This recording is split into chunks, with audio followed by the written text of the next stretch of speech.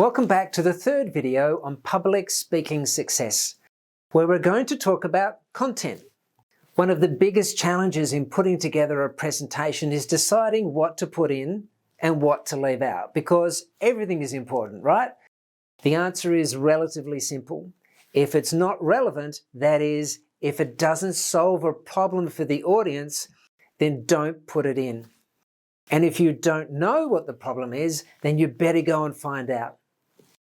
Having content that is interesting but not relevant just takes up space in people's heads and takes their focus away from the problem you're trying to solve for them. Now, I've mentioned the word problem a couple of times now, and it's important because the only reason you should be presenting in a business context is because you are solving a problem for someone. If you're not, then question why you're presenting. So, for example, if your boss asks you to give an update on a project, relate it back to the problem that the project was initially set up to solve. Include how the progress made has moved you closer to the solution you're trying to provide. If it's a motivational speech, the problem is that the staff are demotivated. Now, you don't have to say, "You're demotivated, here's the solution," but for you to be clear on the effect that a demotivated team is having on the business, which is the problem, and how correcting that demotivation will help you to craft a solution to that problem. Any good TED Talk is telling you how they solved a problem or how you can solve a problem. You can substitute the word need for problem if you like, but what really grabs people is when you address a problem for the audience, for them. So whether you're informing or persuading or even entertaining an audience, solve a problem for them. To achieve this, you need to shape your content using a persuasive structure, such as the SCORE method by Dr. Andrew Abella. SCORE stands for situation, complication, resolution, and example.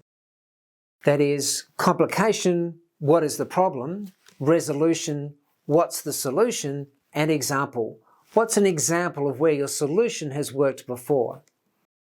The situation is not the same as the situation we described earlier.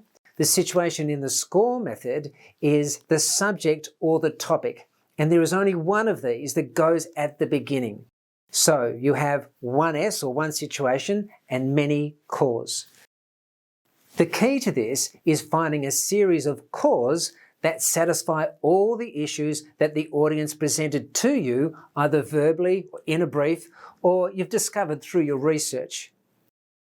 You want the audience sitting there wanting to engage with you because you're solving their problem. So what does this sound like? It might sound something like this, and this is a fictitious example. I wanted to talk to you today about the strategic alignment of your sales and marketing departments and how this can help you get your products faster to market so you can reach your sales target for this financial year. We have a 6-step process which will streamline your processes, which we have used with other companies and achieved improvements in speed to market from 30 days to 10 days. And we've provided those case studies in our handouts. Interestingly enough, this doesn't require costly changes in technology. It requires a change in mindset and communication channels. You would have seen recently how our biotech companies were able to bring vaccines to market in record time. The way they did this was revealed in a paper by one of the world's top universities, in a paper titled "How a Change in Mindset Changed Big Pharma." That paper will be emailed to you after the presentation. So you can see in this example, we don't use problem-solution evidence language, but it's implied in the language we use. Not all your presentations will use this technique, but it will form the majority of your content. Also try and include anecdotes. Anecdotes are short, dynamic stories that support your examples and are therefore, by default, relevant. They're the part of the presentation that we remember sometimes more than the content. One anecdote that stays in my head is in Sir Ken Robinson's TED Talk, "Do Schools Kill Creativity?" There are lots of anecdotes in his presentation which makes it so memorable, but the one I remember goes like this. I heard a great story recently, I love telling it, of a little girl who was in a drawing lesson. She was 6 and she was at the back drawing, and the teacher said this girl hardly ever paid attention. And in this drawing lesson, she did. The teacher was fascinated. She went over to her and she said, "What are you drawing?" And the little girl said, "I'm drawing a picture of God." And the teacher said, "But nobody knows what God looks like." And the little girl said, "They will in a minute." So how do we come up with anecdotes? We can either create a small library of great stories that we hear. It doesn't matter if they're not ours or if they're someone else's. We just need to acknowledge that fact. You'll notice in the example above where Sir Ken says, "I heard a great story recently." It's not his, but it doesn't matter. The second way is to construct the anecdote. It could even be hypothetical. When we do this, make sure that it has a dynamic. Kurt Vonnegut, in his presentation, The Shape of Stories, says we should move our story along a timeline that moves between ecstasy and misery. And in the video, he uses Cinderella as an example. Goldilocks and the Three Bears and Little Red Riding Hood are also examples of this dynamic. In a business context, have a look at Anecdote International for some ideas or some examples. The short story I tell in the demonstration presentation I do in the last video, so video 7, follows the ecstasy, misery, ecstasy path. I start by talking about the most beautiful place on earth, then talk about the miserable and hard life of convicts, and then how forests were logged never to be recovered in the 1800s, and then rivers dammed in the 1900s, and all is lost. So I've gone from ecstasy to misery. But then I turn it back to ecstasy by talking about how new technology has helped recover a once lost resource. One last thing on anecdotes. So Ken's anecdote above also includes the phrase, "I heard a story recently," followed by, "I love telling it." "I love telling it" tells me that he has refined, rehearsed, and probably received feedback on the story. Anecdotes become powerful and memorable when they not only have a dynamic, but are practiced and refined.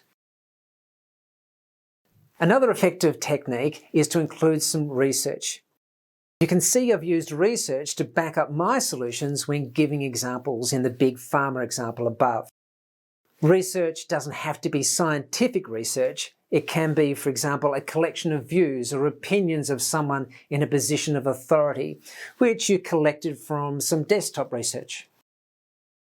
Also, if you can, include something surprising. This still needs to be relevant, but it has more impact if it has a wow factor. In Kelly McGonigal's TED Talk, one of her wows is, "Only those who think stress is bad die from it." You have to listen to the whole talk, but it's quite impactful when she tells it. One last point on content. We spoke about the audience in the situation analysis and how we need to adapt to the way they like to receive information. Before you launch into a well-crafted anecdote or some robust research, make sure whatever you provide is something your audience will connect with. Do they want you to just jump to the point and give them the recommendation? Or do they want to hear how you got to the recommendation with lots and lots of juicy detail? Understanding this about your audience can save a presentation. Many years ago, I remember starting off a presentation with a funny image and a story, which would have worked really well if I delivered it to my sales team, but it was to the board of the company and it didn't really go down that well. Anyway, we live and learn. Okay, that's the end of video 3. So 3 key points: solve a problem, which makes it persuasive, include an appropriate anecdote, and tailor your content to the audience. Our next video is on structure.